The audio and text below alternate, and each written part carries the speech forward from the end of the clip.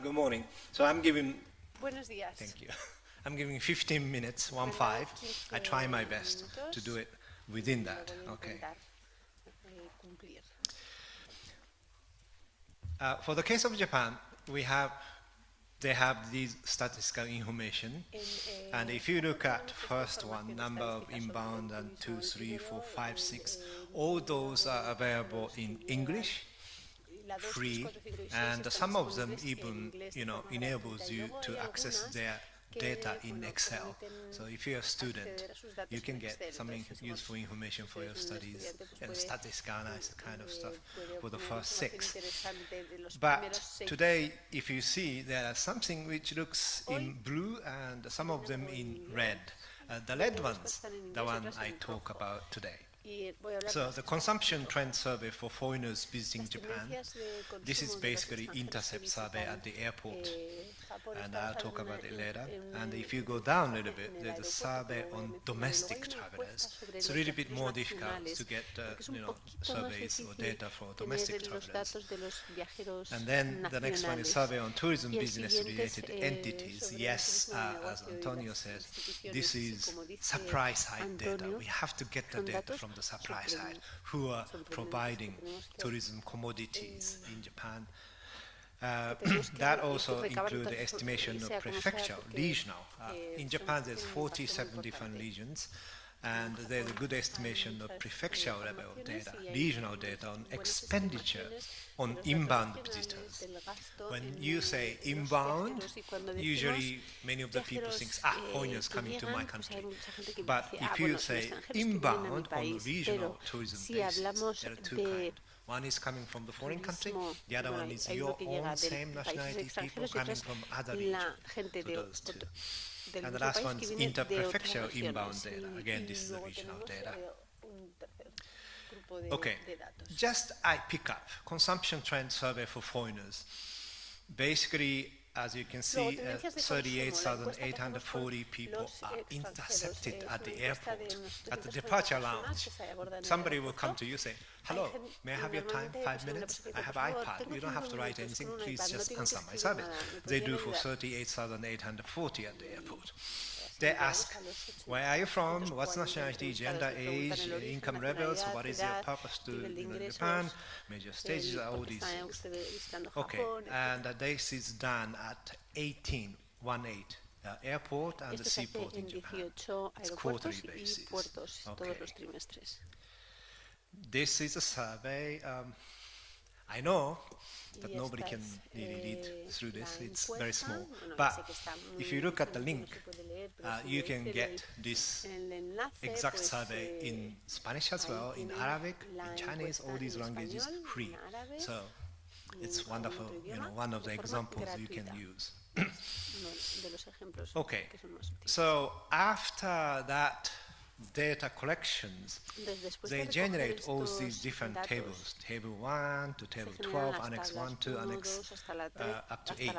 And all these, if you see it in English, yes, you can see it in English in their webpage, free for any download. So these are the consumption survey of the foreigners coming to Japan. And one of the examples is like this. Each countries, how many people came. So for example, in this case, South Korea, Taiwan, and how many people came? 462 came, and 361 came. So it's a basically, low data, everything. All right. Okay, now, application. Let's look at the application. Because we have only 15 minutes, I have consumed 4 minutes and 30 seconds now.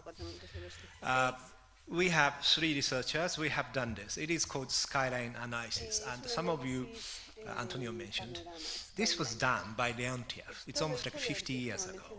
But we just didn't think, well, maybe this was not heavily utilized, so let's try to do this. So we quote the original book of 1963. But basically, let's go back. Just one important thing is what Dr. Leontief mentioned is less developed countries, let's say developing countries import many goods while they're exporting natural resources or light industry products, and developed countries are making all those manufactured goods. And what we thought is, can we apply this to analyze Japanese regional economy? And we needed some data on tourism. So methodology part, we don't have time, I will not lead it, you can lead it better than I do. So basically 3 different groups: tourism consumption within the region by the resident, tourism consumption by the Japanese domestic people but coming from other side. And the third one is, yes, foreigners coming to spend money in this particular region. So we have to really decompose and analyze all these 3 different groups. A lot of English here, so you can just see highlighted word. So we have to have a very detailed prefectural level tourism consumption, sub-regional level, subnational level tourism consumption. We have to have that. And in order to do that for the foreigners, we have consumption trend survey for foreigners. And also we have another data called statistics on inbound tourists by prefecture. This is also another data set. Okay. Oh. This is basically visual, and you can understand. If you look at the region A, you can put, your region, Navarra or whoever, region A, that's where you want to study. But you are within the country, in this case Japan, but in your case maybe Spain. So you have to find out, first, let's see here, domestic. There's inbound, there's outbound, yes, and also there's a really inbound, and there's outbound. You don't have to worry about this outbound, but you have to worry about all the other 3. So that's basically the image of regional studies, regional, tourism statistics in this regard. All right, now, okay, I have consumed 7 minutes and a half. These are the equations, and for some doctoral students, I know some of you are doctoral students, you may be interested, but I'm sure not many people, including me, would not be too interested to explain this. But this is basically the framework. You really have to decompose everything in precisely as we said, by 3 different groups expenditures. Then we will use what we call self-sufficient index. So what is this self-sufficient index? This is, the regional product index where output satisfying tourism consumption of regional resident. If there is exactly the same amount of output which is enough to satisfy the need of the domestic people, within your region, we call it 1. So anything above 1, it's, you have a surplus capacity. Anything less than 1, you don't have even enough capacity to satisfy your domestic people's need for tourism consumption. So in a sense, it's kind of an interesting standardization called self-sufficiency index. So let's go. Technically, we have more than 27 or 28 regional analyses, but given 15 minutes, we can only pick up 2. So we pick up Aichi Prefecture and Okinawa Prefecture. Where are they? Aichi Prefecture is number 1, which is somewhere around in the middle. Is it number 1? Okinawa is... Where's Okinawa? Somewhere down there. A rough idea, for those who haven't been to Japan. Okinawa is like our Canary Island. Yes? 27, 28 centigrade. Yeah, no need for code. Aichi, I don't know how many of you know Toyota or Lexus. This is where your car came from. Yes? So it's a very industrial kind of area. So Nagoya, okay, Okinawa, so just pick up 2 economies, yes? All right. Here's conclusion. The result of the first Aichi, how the Aichi economy looks like in a tourism analysis. If you look at this, self-sufficiency index is 0.36. What does it mean? Even though Aichi, this region, is very well known as like a capital of Toyota empire, they do not even have enough tourism capacity to satisfy their own domestic demand. So they don't have enough accumulation of tourism industries to satisfy, not only for domestic but also incoming ones. Whereas this is a tourism industry, yes? We checked. Is that really true? Is Aichi industry such a low developed regions in Japan? No, look at this. This one. You see, self-sufficient index is 1.83, so it clearly shows that Aichi prefecture is a very developed, regions of Japan, whereas they don't have too much infrastructure for tourism. The graph above. Okay, I have 4 minutes to go. How about Okinawa? Look at this. It's completely different picture.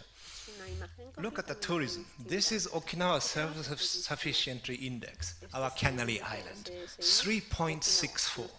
It is a region which is really have more than enough capacity to satisfy any tourism demand of the people in Okinawa, but also they have enough surplus capacity to accommodate anybody coming to Okinawa.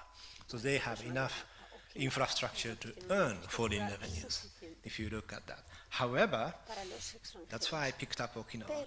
If you look at the regular industries skyline analysis, their sufficient index is 0.77. They do not have even enough industrial output to satisfy their people's need in the regional economy, which means for the regional economy, they have to import a lot of basic industrial commodities from the mainland Japan. Whereas, look at the tourism. They are like a shining star of export industries, yes? That's Okinawa, all right. I have 3 minutes left. If we put all the Japanese regions in terms of, their strengths on the normal industries and their strengths only on the tourism, and you put in the 2-dimension graph, as a vertical line all the industries, horizontal line as a tourism, you can see something really interesting. Yes, Okinawa actually is out of this. We tried to put Okinawa, but Okinawa is such an outlier. Okinawa is really outside of this right side, so you cannot see it.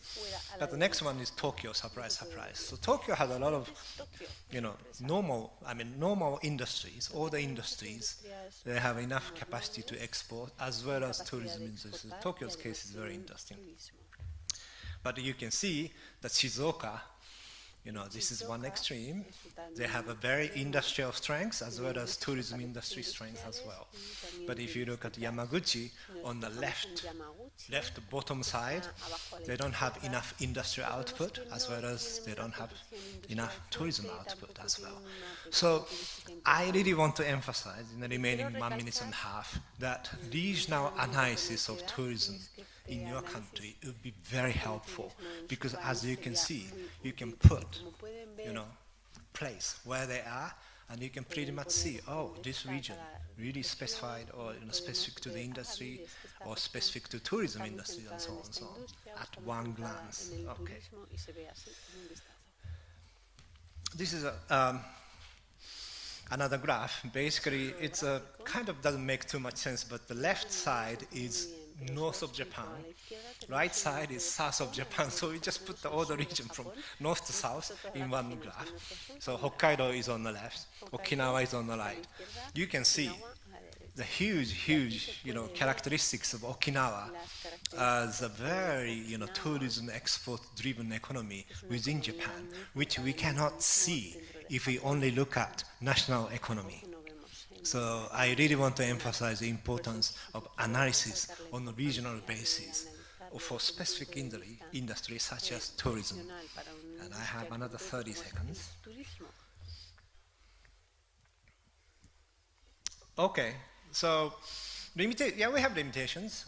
We have 47 prefectures in Japan, but at this moment only 28 out of 47 regional, series of regional data is available. One, for example, the one big missing one is Kyoto. Kyoto is an ancient capital, still the tourism capital. There are a lot of people, but they don't have this data. We've been negotiating or talking with Kyoto, but there are some ways to go. So in a sense, we have to confess, this is not perfect, not covering all the Japanese regions, but at least more than 50% at this moment. Yes, exactly 15 minutes. Exactamente 15 minutos.